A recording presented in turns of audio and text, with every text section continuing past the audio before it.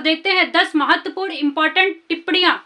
कैसी टिप्पणियां पूछी जाती हैं, टिप्पणियां अगर नहीं याद है उसको लिखने की ट्रिक भी बताएंगे कि कैसे लिखना है। आइए बिना किसी देरी के अपने टॉपिक की शुरुआत करते हैं और देखते हैं कैसे लिख के आना है कि एग्जामिनर खुश होकर के अच्छे नंबर दे दे। आइए देखते हैं क्लास 12 बायोलॉजी संपूर्ण किताब से 10 महत्वपूर्ण टिप्पणियां हैं। अगर आप स्किप करते हैं तो आपका नंबर कट सकता है, तो नंबर ना कटे इसलिए आप ये वीडियो को पूरा देखिएगा। ज्यादा देर का वीडियो नहीं होगा, 10 मिनट का वीडियो होगा, इतना टाइम निकाल के आप लोग देख सकते हैं। ठीक है, तो आइए हम देखते हैं अनिषेक फलन किसे कहते हैं। पहला परिभाषा पूछा जाएगा कि अनिषेक फलन किसे कहते हैं और इसका पीडीएफ हमारे टेलीग्राम चैनल पर फ्री मिलेगा, कोई भी पैसा नहीं लगेगा, बिल्कुल फ्री दिया जाएगा। ठीक है, तो आइए देख लेते हैं। सबसे पहला प्रश्न क्या पूछा जाएगा, अनिषेक फलन किसे कहते हैं। तो देखिए अनिषेक फलन में कैसे लिख के आएंगे कि प्रायः निषेचन के बाद अंडाशय फल में परिवर्तित होता है। ठीक है, जब निषेचन की प्रक्रिया होती है, निषेचन के बाद जो अंडाशय होता है फल में, जो फ्लोरिंग प्लांट स्ट्रक्चर पढ़े होंगे, तो उसमें जो अंडाशय होता है वो किस में परिवर्तित हो जाता है, फल में परिवर्तित हो जाता है। लेकिन कभी कभी बिना निषेचन के ही, ठीक है, कहते हैं जब निषेचन होता है तो अंडाशय फल में परिवर्तित होता है, लेकिन कह रहे हैं कि ऐसी कंडीशन आती है कि बिना निषेचन के ही अंडाशय फल में विकसित हो जाता है। ठीक है, मतलब ऐसी कंडीशन आती है कि बिना निषेचन के ही अंडाशय फल में विकसित हो जाता है, तो इस प्रक्रिया को क्या कहते हैं, अनिषेक फलन कहते हैं। क्या कहते हैं, अनिषेक फलन कहते हैं, तथा इससे प्राप्त फल को अनिषेक फल कहते हैं। ठीक है, इसमें एग्जाम्पल में जैसे लिखेंगे केला, पपीता, संतरा, नाशपाती आदि। अब यहाँ से एमसीक्यूज में भी क्वेश्चन पूछ सकता है कि निम्नलिखित में से अनिषेक फल है या निम्नलिखित में से अनिषेक फल नहीं है, तो एग्जाम्पल याद करके जाइएगा, एग्जाम्पल इंपॉर्टेंट है। ठीक है, वही हम दूसरी परिभाषा देखते हैं। दूसरी परिभाषा है बहुभ्रूणता। पूछा गया है, कई बार पेपर में पूछा गया, बहुभ्रूणता किसे कहते हैं। तो देखिए प्रायः एक बीज में एक ही भ्रूण का विकास होता है, मतलब कोई एक बीज होगा उसमें केवल एक ही भ्रूण होगा, लेकिन कभी कभी एक ही बीज से कई भ्रूण विकसित हो जाते हैं। लेकिन कह रहे कंडीशन ऐसी आती है कि एक ही बीज होता है लेकिन कई सारे भ्रूण होते हैं। ठीक है, इसके बाद तो इस घटना को क्या कहते हैं, बहुभ्रूणता कहते हैं। ठीक है, बहुत सारे भ्रूण का विकास हुआ, बहुभ्रूणता कहलाता है। ठीक है, इसके बाद कह रहे हैं बहुभ्रूणता की खोज किसने की थी, ल्यूवेनहाग ने की थी। यहाँ से भी एमसीक्यूज में क्वेश्चन बन सकता है कि बहुभ्रूणता की खोज किसने की थी, तो ल्यूवेनहाग ने की थी। और कब की थी, तो संतरे के पौधे में। और किसमें किए थे, तो संतरे के पौधे में किए थे। किसने किया था, ल्यूवेनहाग ने किया बहुभ्रूणता की खोज। ठीक है, वही अगला देखते हैं। ये तो कई बार पूछा गया है, वेरी इंपॉर्टेंट टॉपिक है, ये आपकी आ सकता है। क्या, दोहरा निषेचन, डबल फर्टिलाइजेशन किसे कहते हैं। तो देखिए कि पराग नलिका में दोनों नर केंद्रक नर युग्मक की तरह कार्य करते हैं। याद रखिएगा कि पराग नलिका जो दोनों नर केंद्रक होते हैं ना, नर युग्मक की तरह कार्य करते हैं, तथा भ्रूणकोश में पहुंचने के बाद, ठीक है, नर युग्मक की तरह कार्य करते हैं। और जब वो भ्रूणकोश में पहुंचते हैं तो इनमें से एक नर युग्मक अंडकोशिका से निषेचित हो जाता है। फिर कह रहे हैं कि इसमें से जो एक नर युग्मक होता है, जैसे कह रहे हैं ना, दोनों नर केंद्रक नर युग्मक की तरह कार्य करते हैं, और इसमें से एक नर युग्मक अंडकोश से निषेचित हो जाता है। पहला किससे हो रहा है, पहला अंडकोश से हो रहा है, क्या, निषेचित।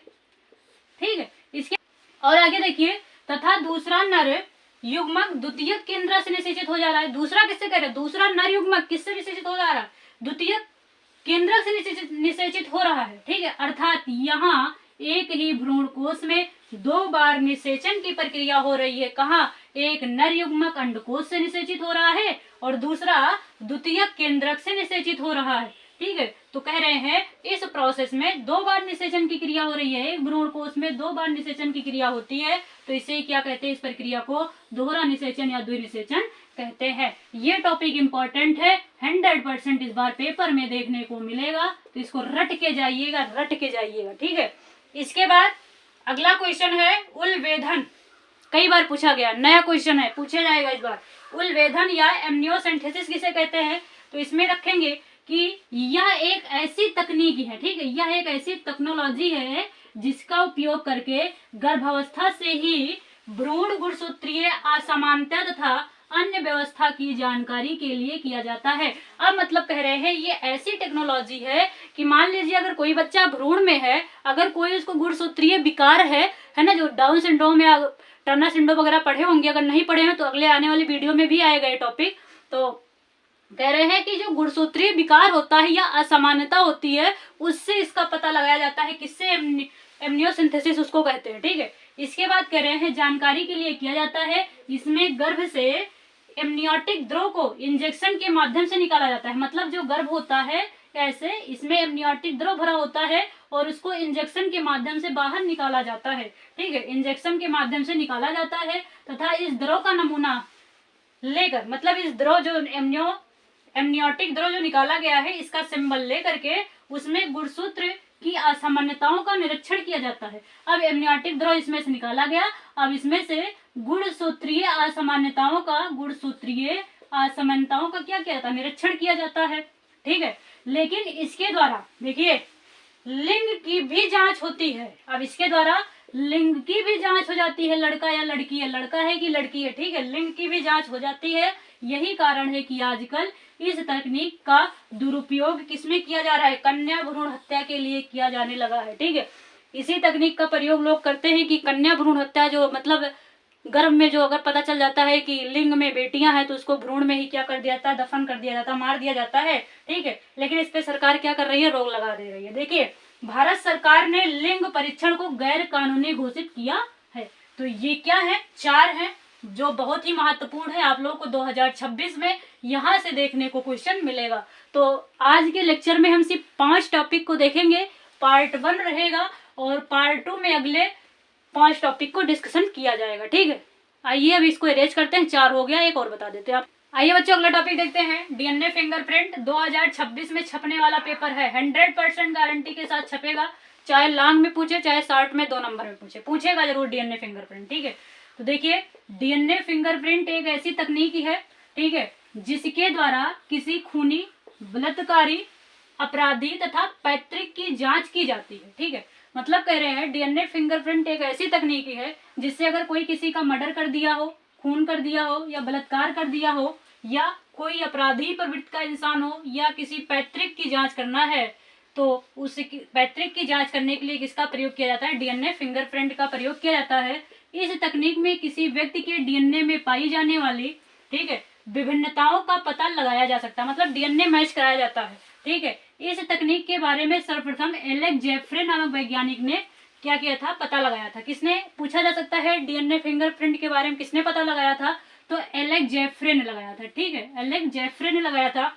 इसमें क्या होता है कि डीएनए फिंगरप्रिंटिंग के लिए व्यक्ति के रुधिर, देखिए रुधिर से भी, लार से, बाल से या अन्य पदार्थों से डीएनए लेते हैं। चाहे रुधिर से ले सकते हैं, लार से भी ले सकते हैं, बाल से भी ले सकते हैं, या कई भी प्रकार के पदार्थ जो हैं वहां से क्या किया जाता है? डीएनए को लिया जाता है। इसके बाद इस प्रकार दूसरे व्यक्ति का भी डीएनए लेते हैं। मतलब अगर 2 व्यक्ति का मैच कराना है तो इसका भी डीएनए लेंगे, इसका भी डीएनए लेंगे, तभी तो मैच होगा कि इसका डीएनए मैच हो रहा है कि नहीं।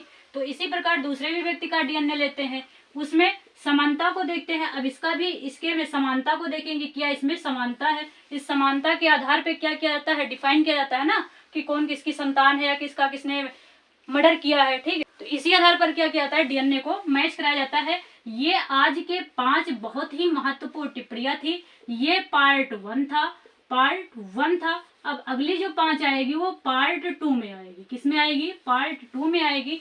ऐसे ही नए प्रश्न रहेंगे जो आप लोग पेपर में पहली बार देखेंगे, ठीक है। वहां से क्वेश्चन हम उठाते हैं जो पेपर में आता है, ठीक है। वीडियो कैसी लगी? वीडियो को लाइक कर दीजिएगा, ठीक है, शेयर कर दीजिएगा अपने दोस्तों में। हमारे चैनल पर जो भी स्टूडेंट नए हैं चैनल को सब्सक्राइब कर लीजिएगा। कमेंट बॉक्स में अपनी राय जरूर दीजिएगा। Thank you.